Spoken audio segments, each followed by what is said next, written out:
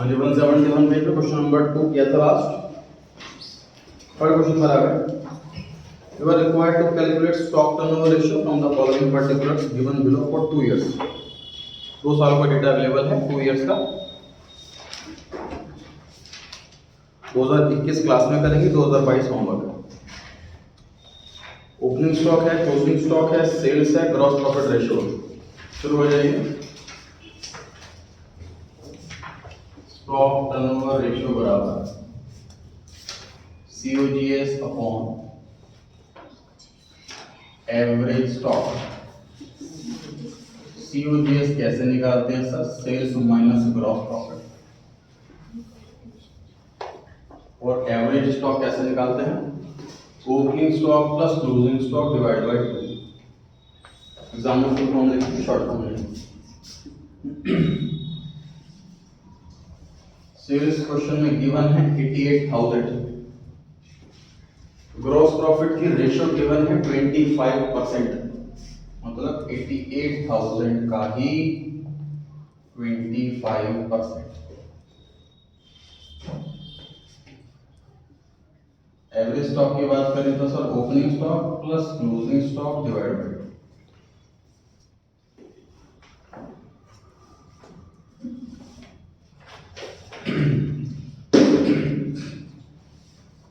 वृंदा अपने gross profit बताना।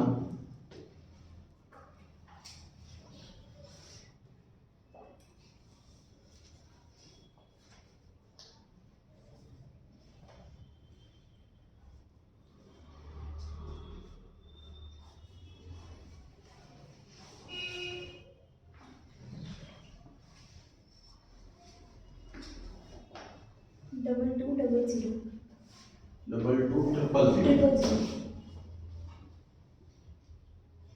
Gross profit 22,000 रुपये आया है सर। कुछ आप बताएंगे COGS कितना आ रहा है, मतलब न्यूमरेटर कितना आ रहा है?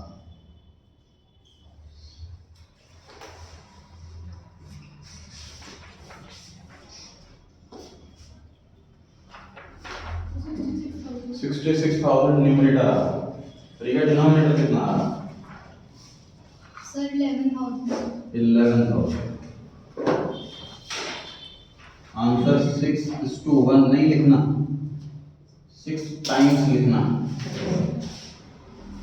जितनी भी टर्नओवर रेशियोज हैं उसकी प्रेजेंटेशन टाइम्स में। मैं स्टॉक की 6 गुना सेल कर लेता हूँ, ये मेन निकल रहा है इसका। जितना मैं अपने गोदाम में स्टॉक रखता हूँ उसकी 6 गुना में सेल कर देता हूँ, ये मेन निकलता है इसका। रेशो क्लियर नहीं कर पाता क्या कॉन्सेप्ट नहीं मिला, टाइम्स क्लियर कर पाता है क्या कॉन्सेप्ट नहीं मिला। इस तरीके से क्वेश्चन 3 का 2021 का है, 2022 बिल्कुल वैसे ही हो जाएगा, सिर्फ अमाउंट अलग है, बाकी सब सही है। क्वेश्चन 3 के बाद एक हिंट भी दे रखा है कि जब भी जीपी लिखा हो और कुछ ना बता रखा हो कॉस्ट पे है कि सेल पे है, तो हमेशा सेल करना। ये सिर्फ अकाउंट्स में एप्लीकेबल है। अदर सब्जेक्ट्स के अंदर जब भी प्रॉफिट लिखा हो 20%, 25% कुछ भी लिखा हो तो हमेशा कॉस्ट पर मानते हैं।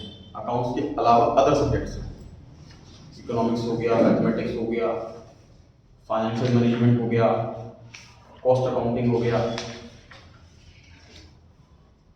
क्वेश्चन नंबर 4 पर आ गए हैं, 2022 के स्टेज छोड़ सकते हैं। Question 4, compute the amount of gross profit on sales. Gross profit निकालना है इस बार हमको। ओपनिंग स्टॉक दिया हुआ 60,000, क्लोजिंग स्टॉक दिया हुआ 1 lakh. Stock turnover ratio, ratio दे रखा है इसमें, पहले बताया था हर टॉपिक के अंदर पहले 1-2 क्वेश्चन होते हैं कॉन्सेप्ट वाले, उसके बाद सिर्फ मैथमेटिक्स को कॉम्प्लिकेट किया जाता है क्वेश्चंस बनाने के लिए। ऐसे इसमें कर रखा है कि रेशियो सॉल्व कर रखी है, ओपनिंग स्टॉक निकालो, फिर ग्रॉस प्रॉफिट निकालो। प्रैक्टिकली ऐसे क्वेश्चंस होंगे नहीं, प्रैक्टिकली तो रेशियो ही निकालनी होगी क्योंकि हमारे पास सारे स्टॉक सारा जीपी अवेलेबल होता है। क्या रेशियो दे रखी है 8 टाइम्स और लिखा है जीपी ऑन सेल जो है वो 20% ऑन सेल्स।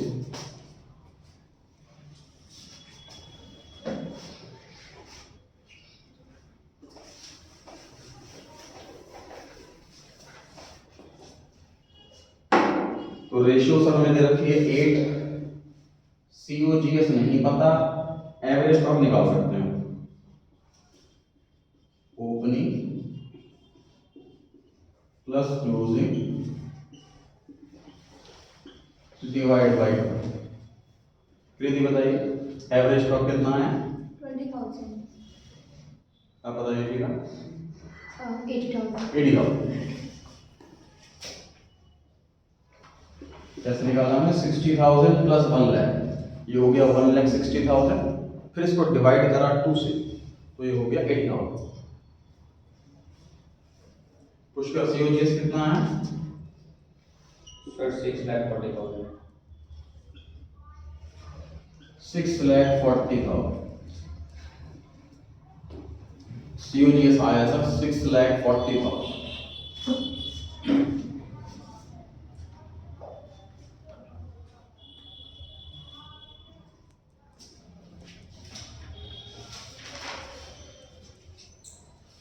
जीपी दे रखा है 20% ऑन सेल्स, सेल्स नहीं पता, let sales be ₹X। Question में ग्रॉस प्रॉफिट मांगा है, ग्रॉस प्रॉफिट की रेशियो दे रखी है, लेकिन वो रेशियो सेल पर है। अगर सेल पता होता तो इतना काम करने नहीं पड़ता, सीधा सेल का 20% निकालते जीपी आ जाता। सेल को x मान लिया तो ग्रॉस प्रॉफिट कितना हो गया? x का 20% 0.2x। सीओजीएस का फॉर्मूला होता है सर सेल माइनस जीपी। देखो गुड्स सोल्ड का मतलब क्या है? सेल्स की कॉस्ट। तो जब मैं सेल में से प्रॉफिट हटा दूंगा तो कॉस्ट तो बचेगी, ठीक है। तो सीओजीएस की जगह मैं लिख रहा हूं 6,40,000। सेल्स मुझे नहीं पता,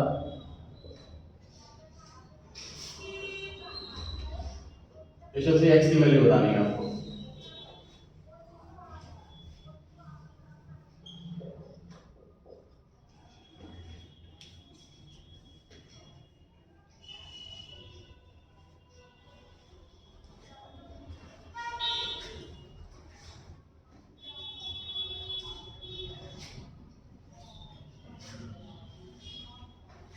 बाकी बच्चों सॉल्व करें, हो गया अगले पार्ट में, हो गया क्वेश्चन आ जाओ, खाली नहीं बैठो, नहीं हो पा रहा ट्राई करते हैं, जितना करा दिया उसमें कुछ कंफ्यूजन लग रही है दोबारा से पूछ लें लोग करके।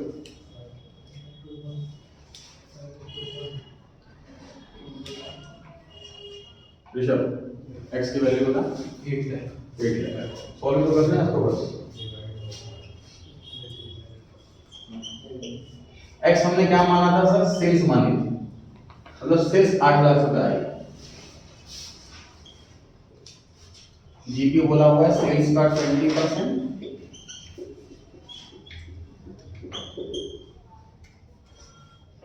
समझ रहे हैं कि रेशियो सॉल्व करने वाला काम हम क्यों करा? क्योंकि देखिए सर सीओजीएस बराबर सेल्स माइनस जीपी का फॉर्मूला होता है। जीपी तो हमें निकालना है, ना तो सेल्स पता ना सीओजीएस पता, फिर कैसे निकालेंगे? तो पूरे क्वेश्चन में सेल्स निकालने का तो कोई तरीका है नहीं डायरेक्ट, सीओजीएस निकालने का तरीका था ये। तो इस तरीके से इस फॉर्मूले से हमने सीओजीएस की वैल्यू निकाली, यहाँ पर सीओजीएस की वैल्यू रख दी, उसकी हेल्प से हमने फिर सेल निकाली, फिर जीपी निकाली।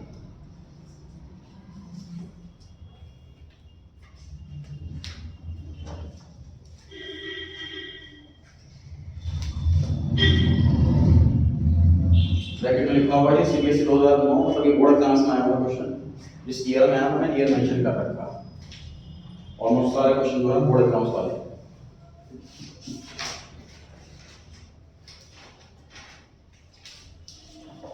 फोर मार्क्स का क्वेश्चन कंफर्म ना नहीं होता है, 2 रेशो निकाल सकते हो नॉर्मली, 1 रेशो 2 लोगे।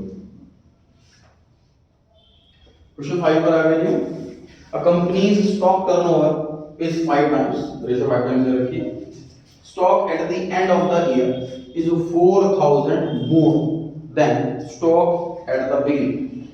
Opening बढ़ा कि closing बढ़ा? Closing बढ़ा। Stock at the end मतलब closing is more, है ना? मतलब opening stock suppose 5,000 है तो closing stock 9,000 है, 4,000 रुपये ज्यादा लिखा हुआ है ना, ठीक है। आगे लिखा है कि सेल्स ड्यूरिंग द ईयर, सारी उधार वाली है, वो 3 लाख रुपए। ग्रॉस प्रॉफिट ऑन सेल्स जो है वो 20%, तो आगे पढ़ने की जरूरत ही नहीं है, काफी सारी इन्फॉर्मेशन मिल चुकी है हमें।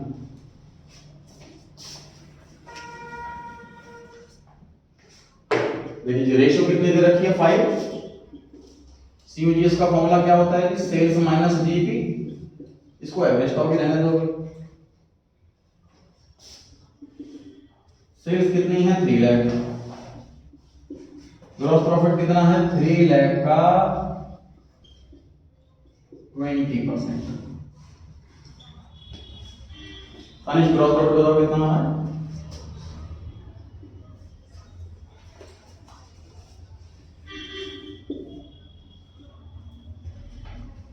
मैंने एवरेज स्टॉक और 5 को इंटरचेंज कर दिया। एवरेज स्टॉक को लेफ्ट हैंड साइड में ले गया, 5 को राइट हैंड साइड में ले गया। हाँ जी 60,000 है। इसको यहाँ तक कोई समस्या लग रही है कैलकुलेशन में तो पूछ सकता है सर इसकी जगह ये कैसे आ गया? सीओजीएस का formula sales minus GP, sales दे रखी है, जीपी भी दे रखा है, सेल का 20%, 3 लाख का 20%, 60,000।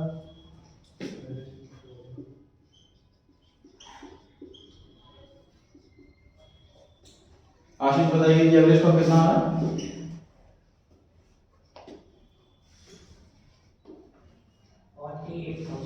48,000।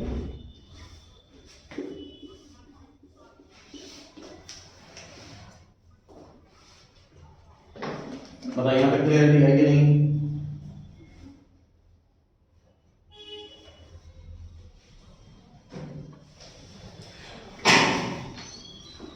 आगे देखो, अब क्वेश्चन में हिंट अवेलेबल है कि क्लोजिंग स्टॉक ओपनिंग से 4000 बढ़ा। एक काम करता हूं, मैं मान लेता हूं ओपनिंग स्टॉक x है, तो तब क्लोजिंग स्टॉक कितना हुआ? 4.5। पॉइंट क्यों होगा? परसेंटेज थोड़ी है, परसेंटेज थोड़ी है। 40% है 50% है। क्वेश्चन में लिखा है क्लोजिंग स्टॉक ओपनिंग स्टॉक से 4000 रुपए ज्यादा, तो रुपए डिवाइड करूंगा। ओपनिंग स्टॉक अगर x रुपए है तो क्लोजिंग स्टॉक x प्लस 4000 रुपए, ठीक है? क्लोजिंग स्टॉक 4000 रुपए ज्यादा है ओपनिंग से, तो रुपए क्या होंगे ना, परसेंटेज थोड़ी दे रखी है। अब लगाते हैं फॉर्मूला एवरेज स्टॉक का, opening plus closing divide average stock कितना है? अभी भी सॉल्व किया था 48,000। ओपनिंग स्टॉक की जगह x, क्लोजिंग स्टॉक की जगह x plus 4,000।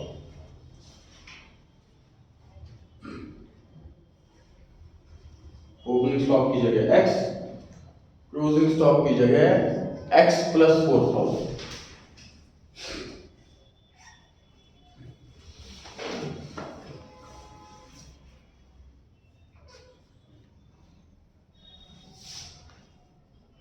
x plus x हो गया सर 2x,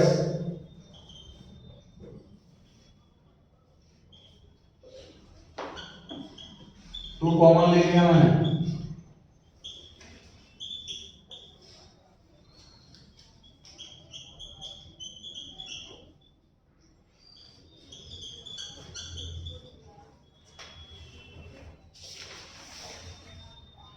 टू की क्रॉस मल्टीप्लाई भी कर सकते हैं, तो 48,000 मल्टीप्लाई बाय 2, उस तरीके से भी आंसर ठीक आ जाएगा, गलत नहीं आएगा।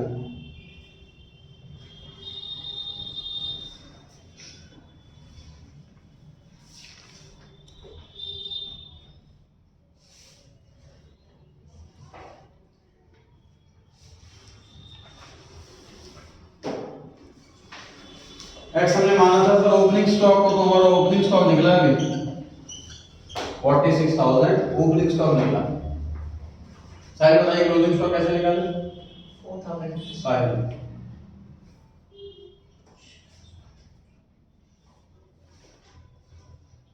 देखिए ओपनिंग स्टॉक x है, x आ गया 46,000, closing stock x plus 4,000। Closing stock कैसे निकाले बताओ? सर 46,000 में 4,000 सही है, x की जगह 46,000 प्लस 4,000 50,000। क्वेश्चन में सेकंड पहली रिक्वायरमेंट थी सीओजीएस निकालो, सीओजीएस निकाल लिया हमने, ये 2,40,000 आ गई, पहली रिक्वायरमेंट पूरी हो गई। Cost of remaining from operation मतलब सीओजीएस, क्वेश्चन की पहली रिक्वायरमेंट 2 लाख चली। सेकंड रिक्वायरमेंट थी ओपनिंग क्लोजिंग स्टॉक बताओ, ओपनिंग 46 क्लोजिंग 50, एग्जाम में पूरा आंसर करने के बाद ना उसको हाईलाइट कर देना, सर्कल कर दिया, बॉक्स में डाल दिया, करेक्ट अंडरलाइन कर दिया। ये जरूर करके आना, तेरे को ढूंढना ना पड़े आपकी 2-3 पेजेस के अंदर आंसर कहाँ कहाँ है, ढूंढना ना पड़े। तीसरी चीज मांगी है सर क्विक एसेट बताओ, चौथी चीज मांगी है करंट एसेट बताओ। क्वेश्चन वापस बचा हुआ पढ़ लेते हैं। क्वेश्चन में आगे लिखा हुआ था करंट लायबिलिटी 60,000 है और क्विक रेशियो 1:1। तो ये क्वेश्चन चलते रहेंगे। क्विक रेशियो का फॉर्मूला बताइए, quick assets upon current liability. Quick ratio है 1:1, करंट लायबिलिटी 60,000। किसने बताया जी क्विक एसेट कितनी आई? 60,000।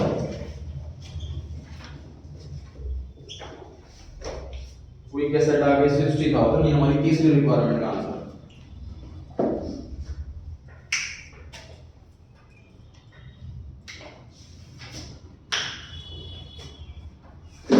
क्वेश्चन में चौथी रिक्वायरमेंट है करंट एसेट बताओ।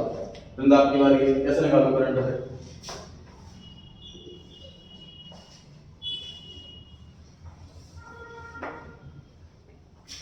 Quick asset plus stock. Correct. Quick asset में स्टॉक जोड़ दें।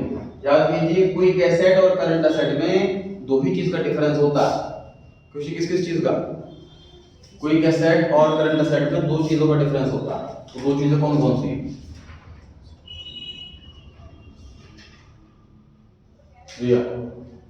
Sir quick assets more than जो अमाउंट। क्विक एसेट और करंट में दो चीज का डिफरेंस होता है। वो किस चीज का डिफरेंस होता है? दो चीजों का फर्क होता है। स्टॉक। एक तो स्टॉक हो गया, दूसरा प्रीपेड प्रीपेड एक्सपेंस। तो दो आइटम ऐसी होती हैं जिसको सीए और क्यूए में फर्क होता है। क्विक एसेट और करंट एसेट में डिफरेंस होता है इन दो चीजों की वजह से, वो है स्टॉक और prepaid expense. Prepaid expense in general नहीं होते। सर टाइम पर लोग पैसा नहीं देते तो लेट क्या जल्दी क्या देंगे? प्रीपेड का मतलब एडवांस में दे देना। टाइम पर नहीं देते एडवांस क्या देंगे? इसलिए प्रीपेड प्रैक्टिकली नहीं होता, स्टॉक हर साल होता है। तो स्टॉक ले रहा हूं, फॉर्म प्रीपेड एक्सपेंस देख रही है। स्टॉक मेरे पास दो अवेलेबल है, 46,000 50,000। कौन सा लिखने का मन है?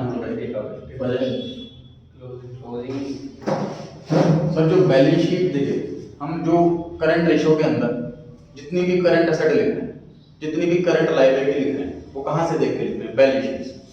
बैलेंस शीट में क्लोजिंग स्टॉक होता है कि ओपनिंग स्टॉक होता है? क्लोजिंग। ये वजह है क्लोजिंग लेते हैं।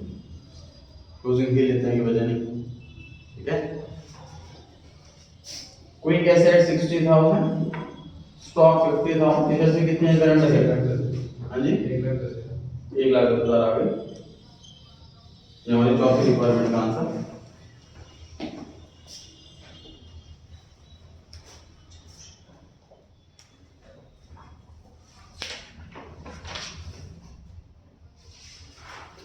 बढ़ेंगे आगे। 6th question.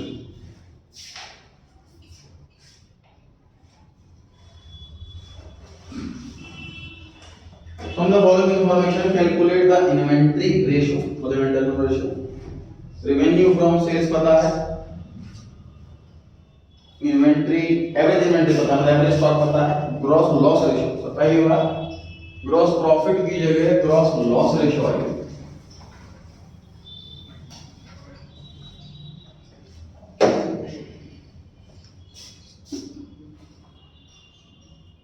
लाख तो सेल्स है। अब उसके बाद क्या करना है? जीपी रेशियो का वो सोचना है हमें, और एवरेज स्टॉक सॉल्व करके दे रखा। विषय क्या करना चाहिए बताइए?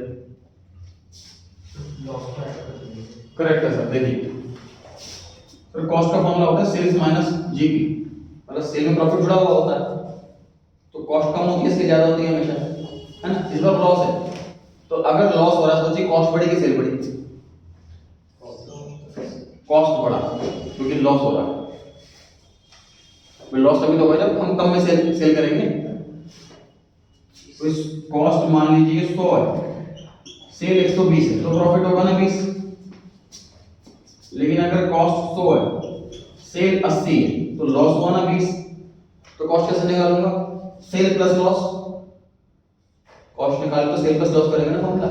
तो सीयूजीएस का फॉर्मूला हो गया sale plus gross loss plus 16 lakh का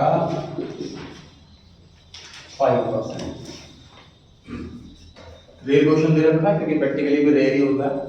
ग्रॉस लॉस का मतलब मैं चीज जितने में खरीद रहा हूँ उससे कम में बेच रहा हूँ। रेयरली होता है सर, लॉस में नहीं बेची जाती चीज। इस साल में 1-2 आइटम बेच दी, खराब हो रही थी तो बात अलग है, पूरे साल में अल्टीमेटली लॉस आया, ऐसा नहीं होता जनरली, इसलिए ग्रॉस लॉस नहीं आता। हमने 11 में क्वेश्चंस किए हैं ट्रेडिंग पीएनएल के, तो ग्रॉस लॉस 20 में से एक आध क्वेश्चन में आया होगा। नेट प्रॉफिट नेट लॉस तो आता रहता है, ग्रॉस लॉस नहीं आता।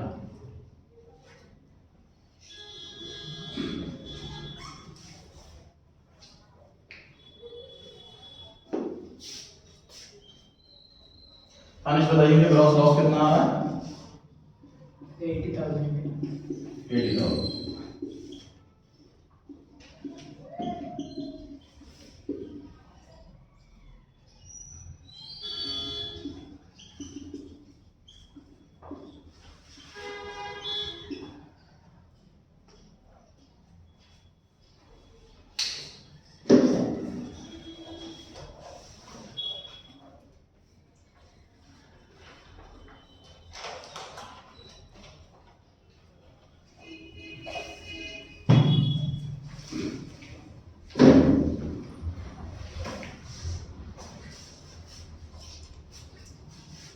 Seventh question.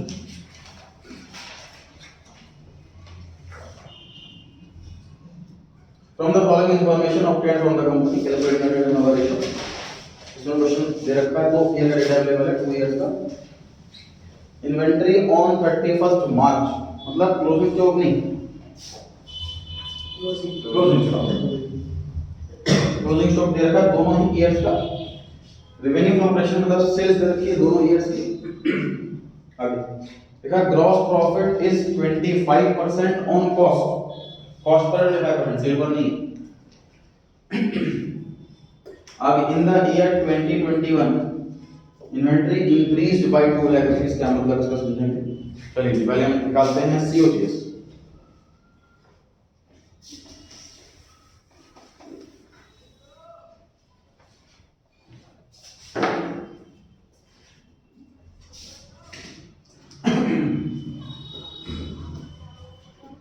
दो 2021 वाला हेड डालनी पड़ेगी क्योंकि क्वेश्चन 2 बार सॉल्व होने वाला है।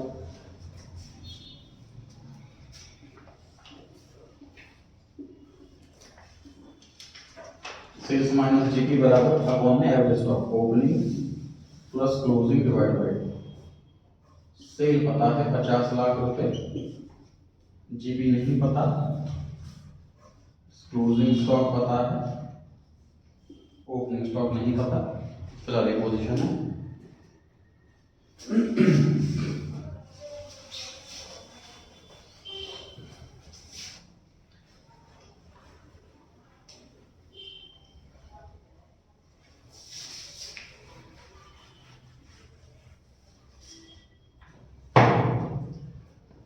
25% मैं इसका नहीं कर सकता क्योंकि ये सेल्स है। उसमें बोला है कॉस्ट का 25% जीपी है, सेल का 25% नहीं, उसका 25% नहीं कर सकते।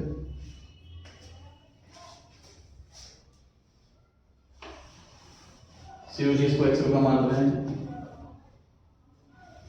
जीपी कितना हो गया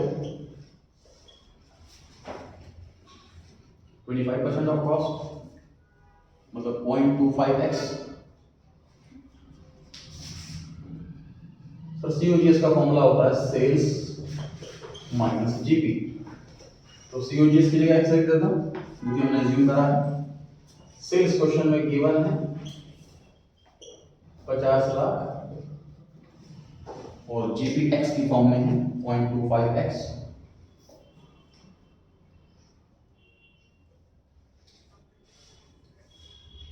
सॉल्व कीजिए आगे।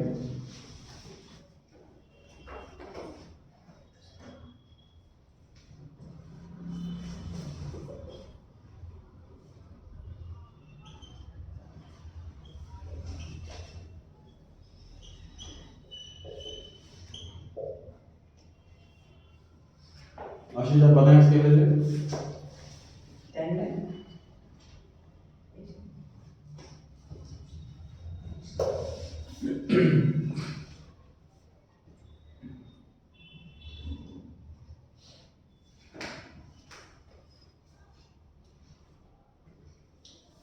सारी लाख है।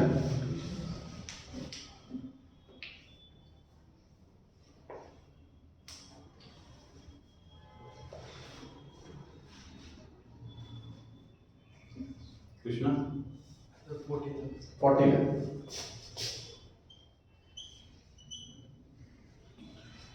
एक्स की वैल्यू आ गई सर 40 लाख रुपए। एक्स सी ओ जी एस उसको फॉर्मूले में ऐड कर सकते हैं सर, ये माइनस बच जाएगी हमारी।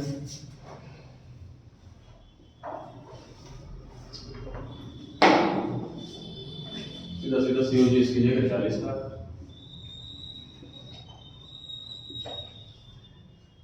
ओपनिंग स्टॉक नहीं दे रखा, कुछ ट्रिक लगाओ कैसे निकले ओपनिंग स्टॉक, बताइए हेल्प करेंगे।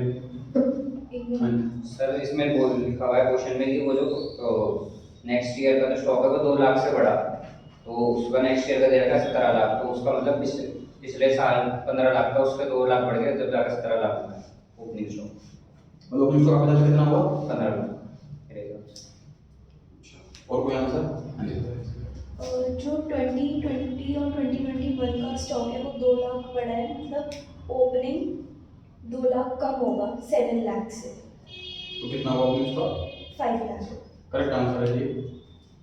देखिए जो इन्होंने देखो दोनों एक्सपेरिमेंट सही हैं, दोनों अपने अपने हाथ में। देखिए जो एक्सपेरिमेंट ये है कि सर जो 2 लाख रुपए बढ़ा है हमें उसे किससे कंपेयर करो, तो उन्होंने कंपेयर करा सर करंट ईयर का ओपनिंग प्रीवियस ईयर का ओपनिंग, उससे कंपेयर करो। पिछले साल ओपनिंग नहीं पता लेकिन 2 लाख बढ़ा है, इस साल ओपनिंग 17 है तो लास्ट ईयर 15 लाख होगा। एक ये लॉजिक हुआ। दूसरा लॉजिक क्या हुआ कि सर इस साल क्लोजिंग 7 है, क्वेश्चन कह रहा 2 लाख बढ़ा है तो ओपनिंग 5 होगा। एक ये लॉजिक है। दोनों लॉजिक अपनी जगह सही लग रहे हैं, लेकिन कैसे पता लगा कौन सा लॉजिक सही है? तो देखो जो लास्ट में लाइन है ना, इसमें कहीं भी 2021-22 मेंशन नहीं मेंशन है, कहीं बताइए। 2020-21 में ही 2 लाख बढ़ा है, इसी साल 2 लाख, नेक्स्ट की तो बात ही नहीं कर रहे, इसी साल 2 लाख बढ़ा है। ठीक है, तो इसलिए ये बेस्ट प्रेजम्पशन है कि इस साल 2 लाख बढ़ा है तो साल की एंड में 7 है तो शुरुआत में 5 लाख होगा।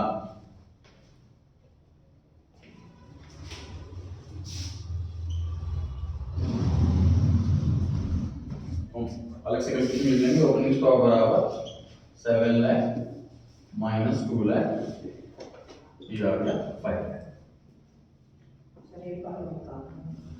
7 लाख रुपए क्लोजिंग स्टॉक दे रखा है और लिखा हुआ है कि स्टॉक 2 लाख बढ़ा, तो मतलब पहले कितना होगा? दोबारा लॉजिक ट्राई करते हैं, ध्यान से देखो।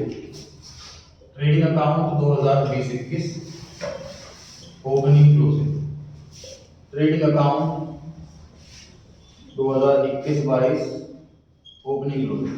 ध्यान से देखिए बोर्ड पर। सर ये क्लोजिंग और ये ओपनिंग सेम होता है, सही? क्या इन दोनों का कोई लिंक है आपस में? ये पिछले साल का क्लोजिंग है, इस साल का क्लोज कोई लिंक नहीं है इसके बीच में। तो ये 17 लाख दे रखा है, तो इसका इससे कोई लिंक हो नहीं सकता ना कि मैं इससे 2 लाख घटाऊं, है ना? तो क्वेश्चन में ये दोनों दे रखे हैं,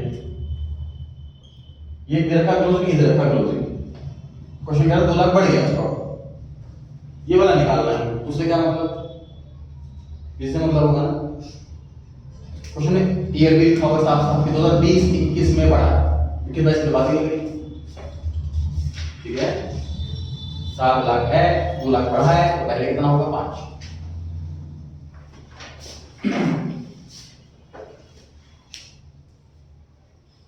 खुशी बताइए एवरेज स्टॉक कितना है?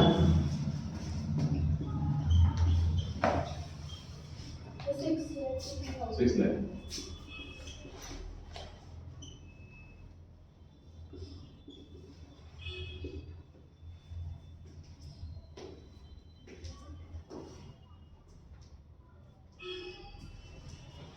तो 2021-22 वाला होमवर्क है क्लियर। 2021-22 में ओपनिंग स्टॉक कितना? 21-22 वाला होमवर्क ऐसे छोड़ सकते हैं आप। 2021-22 का ओपनिंग स्टॉक फिर देख 7 लाख 7 लाख।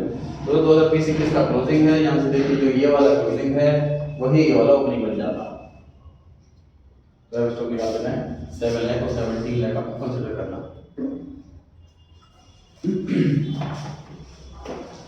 8 क्वेश्चन पर आ गए जी।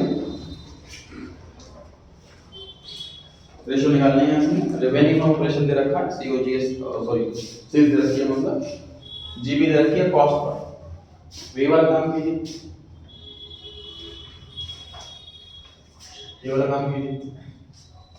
जीबी दे रखा है कॉस्ट पर जी, तो कॉस्ट को x मान लो, जीबी 0.25x हो गया।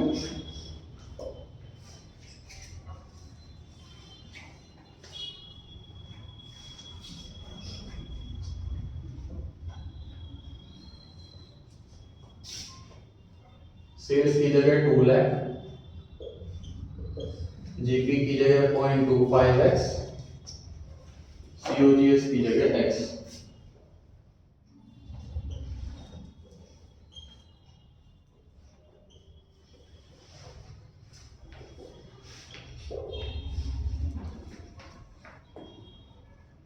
इसका x की वैल्यू बताएं। 1,60,000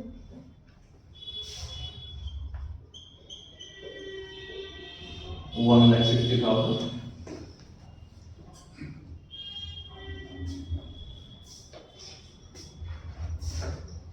यह है सीओजीएस, मतलब हमारे फॉर्मूले का ये न्यूमरेटर आया।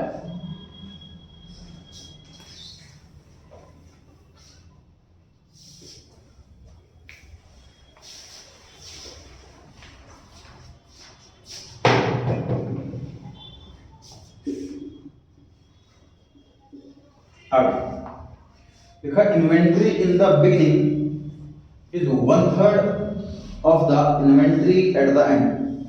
कितना बढ़ता है बस उसके बताइए। ओपनिंग स्टॉक बढ़ा कि क्लोजिंग स्टॉक बढ़ा? क्लोजिंग स्टॉक बढ़ा। लिखा हुआ है ओपनिंग स्टॉक 1/3 है क्लोजिंग का, तो क्लोजिंग स्टॉक मान लो 3 लाख रुपए, तो ओपनिंग स्टॉक 1 लाख रुपए 1/3 हुआ ना उसका। ओपनिंग स्टॉक बढ़ा, क्लोजिंग स्टॉक बढ़ा। which was 30% of revenue। Revenue sir मेरे को दिख रहा है 2 लाख रुपए, 2 लाख रुपए का 30% कर देता हूं, ये आ गया 60,000। इसमें से क्या चीज है? 60,000। ओपनिंग स्टॉक है क्लोजिंग स्टॉक? क्लोजिंग स्टॉक सही है। फिर से लाइन पढ़ें, ओपनिंग स्टॉक 1/3 है क्लोजिंग का, जो कि 30% है सेल का। इस सेंटेंस को ध्यान से पढ़िएगा, तो 2 चीजें दे रखी हैं, ओपनिंग क्लोजिंग का 1/3 है एक चीज, और क्लोजिंग सेल का 30%। क्लोजिंग स्टॉक सेल का 30% है। देखिए वही क्वेश्चन में याद कीजिए 9th-10th की मैथमेटिक्स, ये क्वेश्चन में बस लैंग्वेज समझ नहीं पाते थे और आंसर अलग कराए और मार्क्स कट गए। क्वेश्चन आता था सॉल्व करना, तो लैंग्वेज नहीं समझ पाए और मार्क्स कट गए। 2 वाली चीज हो रही है यहाँ पर, ध्यान से लैंग्वेज पे ध्यान देना।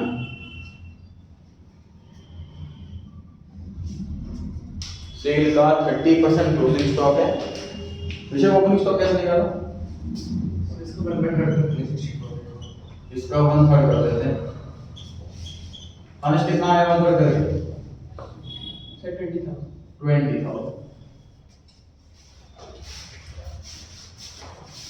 Opening stock 20,000, closing stock 60,000। आशीष बताइए एवरेज स्टॉक कितना है? 40,000।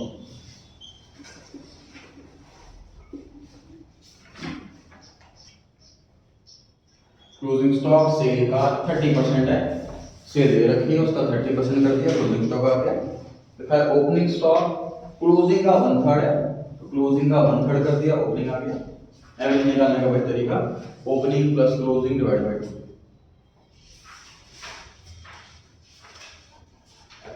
बढ़े जी आगे।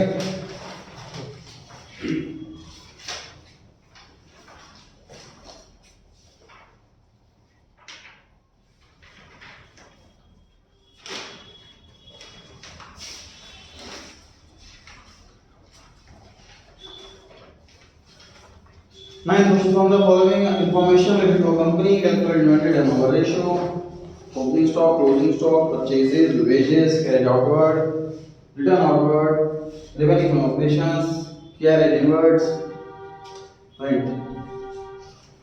मतलब ट्रेडिंग अकाउंट की सारी आइटम दे दी, उसके हेल्प से हमें COGS निकालना।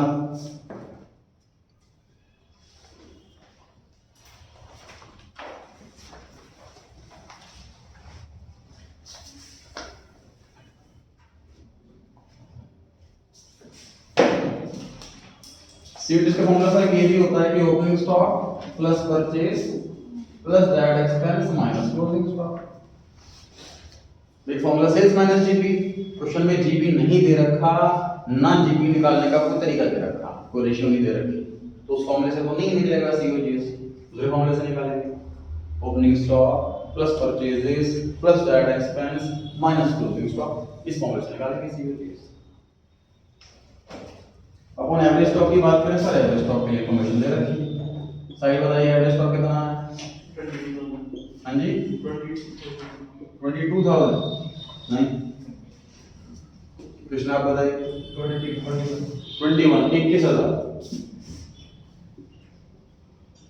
ओपनिंग है 20,000, क्लोजिंग है 22,000, दोनों को ऐड करके डिवाइड बाय 2 21,000 रुपया आया है एवरेज स्टॉक।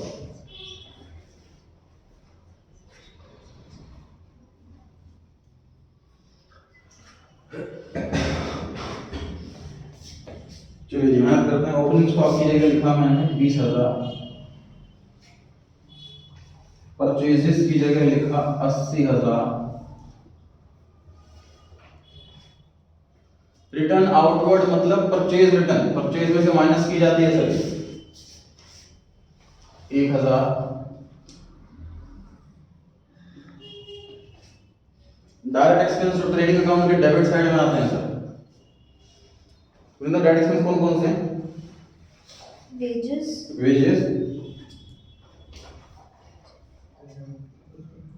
कैरेज इनवर्ड्स और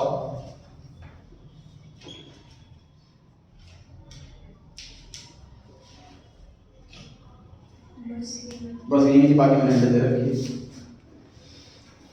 तो डायरेक्ट एक्सपेंस नहीं है। क्रेडिट आउटवर्ड सेल के टाइम पे किराया है, इनडायरेक्ट एक्सपेंस है, ट्रेडिंग में नहीं आता, COGS का पार्ट नहीं है। रेंट इनडायरेक्ट एक्सपेंस है, ट्रेडिंग में नहीं आता, COGS का पार्ट नहीं है, दोनों आइटम इग्नोर। डायरेक्ट एक्सपेंस हो गया, क्या रह गया? क्लोजिंग स्टॉक रह गया माइनस का 22,000। खुशी सॉल्व करके बताएं न्यूमरेटर।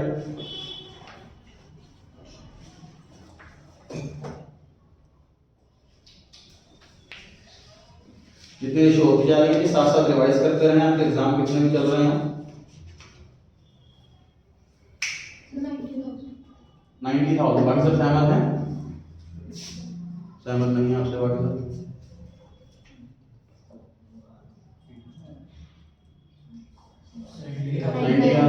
सहमत हैं? 90,000 अपॉन 21,000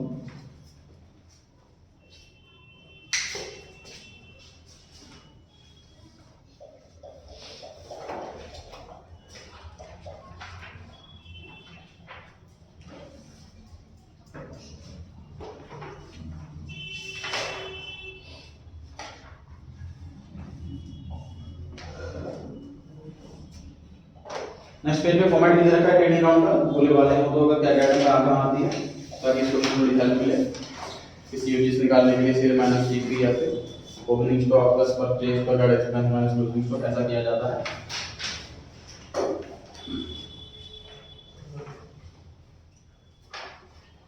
वन 175 पेज पे पढ़े नीचे की साइड एक रेशो देखिए, ट्रेड पेएबल्स टर्नओवर रेशो मिला,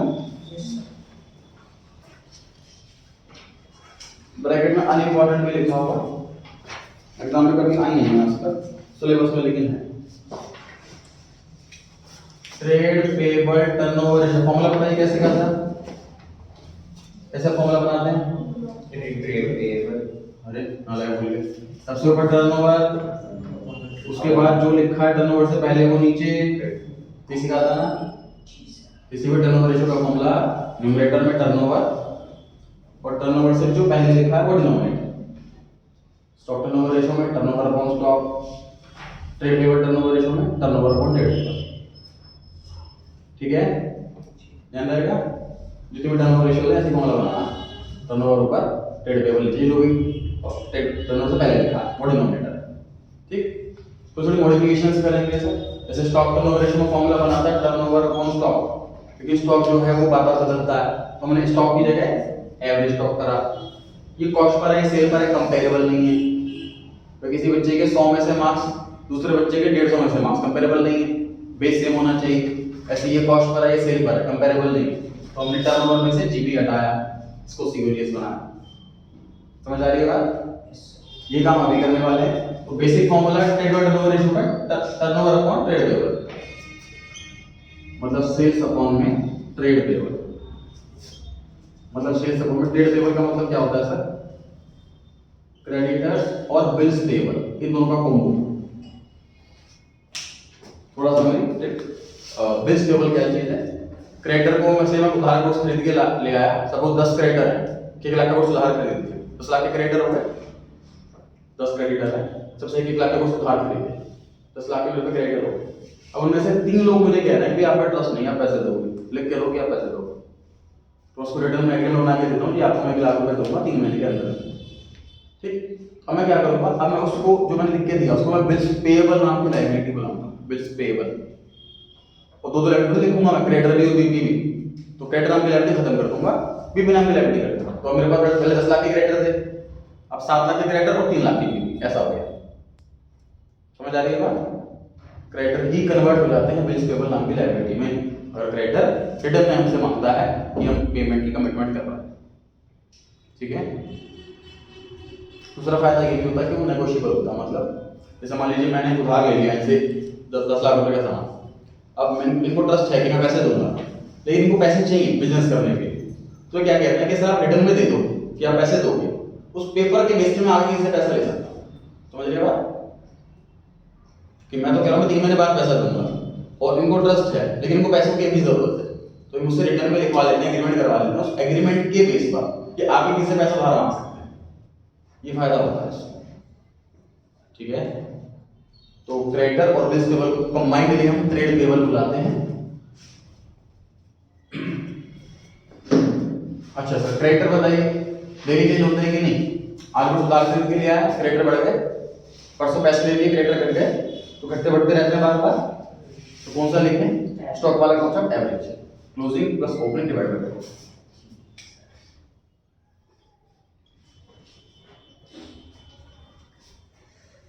सर एवरेज करने का जो नियम होता है वो ये होता है, जितने आइटम्स ऐड करते हैं उसी नंबर से डिवाइड करते हैं। मान लीजिए आपके 4 सब्जेक्ट्स के मार्क्स का एवरेज किया जा रहा है, तो 4 मार्क्स ऐड होंगे और डिवाइड किससे होगा? 4 से। ऐसा ही होता है, डिवाइड 2 से तो नहीं होगा वो। ध्यान से देखिए, 2021-22, 2022-23 क्रेडिटर और बीपी 10 लाख 2 लाख, क्रेडिटर और बीपी 8 लाख और 4 लाख। अब मैं एवरेज कर रहा हूँ, ध्यान से देखना, 10 प्लस 2 प्लस 8 प्लस 4 डिवाइड। हमने क्या सीखा था यहाँ पर? फॉर्मूले में डिनोमिनेटर में average stock, sorry average trade payable, average करना मतलब opening plus closing divide by 2, average ऐसे करना है ना। तो ओपनिंग वाला ये दे रखा है 2021-22, अगला साल के 22-23, इसका ओपनिंग हुआ, ये क्लोजिंग हुआ, क्रेडिटर और बीपी मिला के टीपी बनता है ट्रेड पेबल, क्रेडिटर और बीपी मिला के टीपी बनता है ट्रेड पेबल। तो ये दोनों प्लस होंगे तो ओपनिंग टीपी आया, ये दोनों प्लस होंगे तो क्लोजिंग टीपी आया। तो अब डिवाइड 2 से करना है, ये 4 से करना है, इसमें आपको सोचो।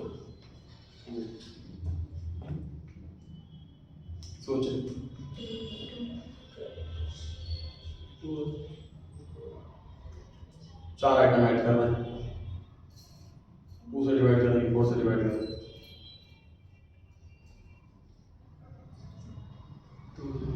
लॉजिक। सर एवरेज तो 2 चीज़ों में निकलता है, क्रेडिटर्स और उसका बीपी का। परफेक्ट आंसर है जी। सर हम एवरेज ना क्रेडिटर और बीपी का नहीं कर रहे, हम एवरेज कर रहे हैं टीपी का, ट्रेड पेबल।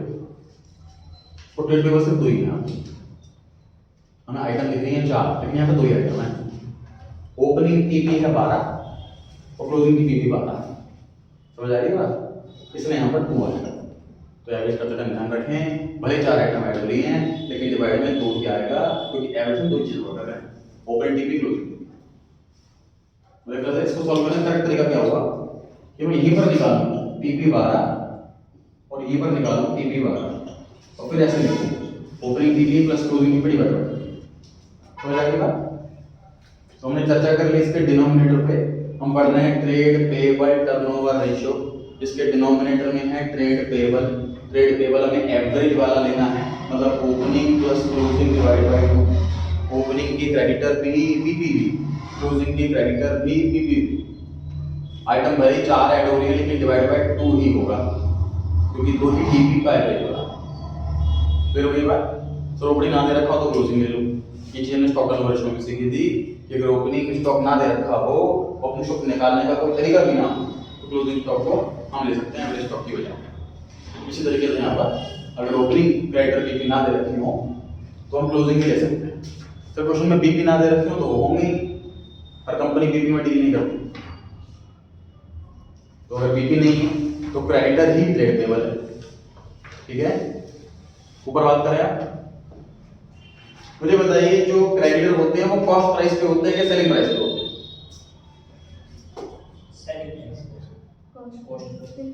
Cost price. मैं कुछ खरीद के लाया हूँ 5 लाख रुपए के, तो मैं क्रेडिटर को 5 लाख से लिखूंगा ना। परचेज अकाउंट डेबिट को क्रेडिट अकाउंट 5 लाख लिखूंगा, 5 लाख मेरी कॉस्ट है, तो क्रेडिटर कॉस्ट पर होते हैं।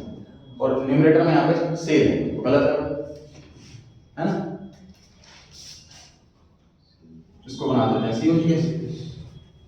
ठीक है, सीओजीएस का फॉर्मूला सर होता है opening stock plus purchase plus direct expense minus closing stock. सही। क्रेडिटर का लिंक किससे? सिर्फ और सिर्फ परचेज। क्या क्रेडिटर का ओपनिंग स्टॉक से कोई लिंक है? क्या क्रेडिटर का डायरेक्ट एक्सपेंस से कोई लिंक है? क्या क्रेडिटर का क्लोजिंग स्टॉक से कोई लिंक है? नहीं। हम फॉर्मूले को रिफाइन कर रहे हैं। पहले हमने बेसिक फॉर्मूला समझ लिया कि जो भी टर्नओवर रेशियो उसमें ऊपर टर्नओवर आता है, ठीक, उसके बाद एडजस्टमेंट करनी पड़ती है न्यूमरेटर डिनोमिनेटर को सूट करे। वो एडजस्टमेंट्स कर रहे हैं इस टाइम, रिफाइन कर रहे हैं इस फॉर्मूले को। रिफाइन करके क्या फॉर्मूला निकला अब तक? परचेजेस अपॉन में एवरेज ट्रेड पेबल। समझ आ रही है कितनी बात? यहाँ तक लिखो बारी है बात, क्योंकि जो गुड्स खरीदते हैं वो ऊपर और जितनी उधारी बची हुई है वो नीचे। सही है। तो परचेज जो होती है उसके अंदर कैश परचेज भी होती है, क्रेडिट परचेज भी होती है और परचेज रिटर्न माइनस भी होती है। सही। मुझे बताइए क्रेडिटर में, जो क्रेडिटर बैलेंस शीट में है उसमें से परचेज रिटर्न घटी हुई होती है कि नहीं? क्रेडिटर जो बैलेंस शीट में होते हैं उसमें से परचेज रिटर्न घटी हुई होती है या नहीं? यस होती है। इसके पीछे वजह समझिए। तो मान लीजिए मैंने 28 मार्च को गुड्स रिटर्न कर दी, एंट्री क्या पास कर ली होगी अपने अकाउंट्स में? Creditor account debit to purchase return account. Creditor हटा लिया ना, डेबिट कर दिए, तो जो बचे क्रेडिटर वही तो आते हैं बैलेंस शीट में। तो अगर नीचे से क्रेडिटर से रिटर्न घटी हुई तो ऊपर भी घटी होनी चाहिए, ऊपर भी घटी होनी चाहिए, परचेज रिटर्न ऊपर से घटेगी। ठीक। क्या कैश परचेज का कुछ लिंक है क्रेडिटर से? नहीं। अभी फाइनल प्रोडक्ट आया है नेट क्रेडिट परचेज। ये टर्म इस्तेमाल करेंगे इन दो के लिए, मतलब credit purchase minus purchase return. इसके लिए वर्ड इस्तेमाल करेंगे नेट क्रेडिट परचेज। डिनोमिनेटर में क्रेडिटर, ऊपर मैंने उधार खरीदा, मतलब पूरे साल में मैंने कितना सामान उधार खरीदा, ये ऊपर है। कितना उनका पैसा बकाया है वो नीचे। इस रेशियो में देखो दोनों आंसर है, हायर द बेटर भी सही, लोअर द बेटर भी सही। मान लीजिए हायर हायर है, बहुत ज्यादा है, मतलब क्रेडिटर बहुत कम है, परचेज बहुत ज्यादा है, इसका मतलब हमें को उधार नहीं दे रहा। एक मीनिंग ये भी, क्रेडिटर बहुत कम है, हमें उधार नहीं दे रहा कोई। एक इसकी एक मीनिंग ये भी। दूसरा सर रेशियो बहुत कम है, मतलब क्रेडिटर बहुत ज़्यादा है, इसका मतलब टेम्परेरी जुगाड़ है, क्रेडिटर पेंडिंग हो रहे हैं, हम टाइम पर पैसा नहीं दे रहे उसका। तो इसलिए एक सिंगल कंक्लूजन, दोनों व्यूज अलग अलग है, हायर द बेटर, ये लोअर द बेटर नहीं एक ब्लैंक बोल सकते इसके लिए। पढ़ते हैं question. Trade limit turnover ratio बराबर net credit purchase is divided by average trade payables. और कैसे निकालना है net credit purchase? Net purchase में से माइनस कर दीजिए कैश परचेज। शुरू हो जाइए, आपको 4 क्वेश्चन चेक कराना है। फॉर्मूला में वैल्यूज पुट करनी है कि मेरे कराने वाला कुछ नहीं इसमें, नहीं हो पा रहा हो कैटेगरी में तो पूछ लीजिए। 4 क्वेश्चन से आंसर दे रखे हैं, शुरू हो जाइए।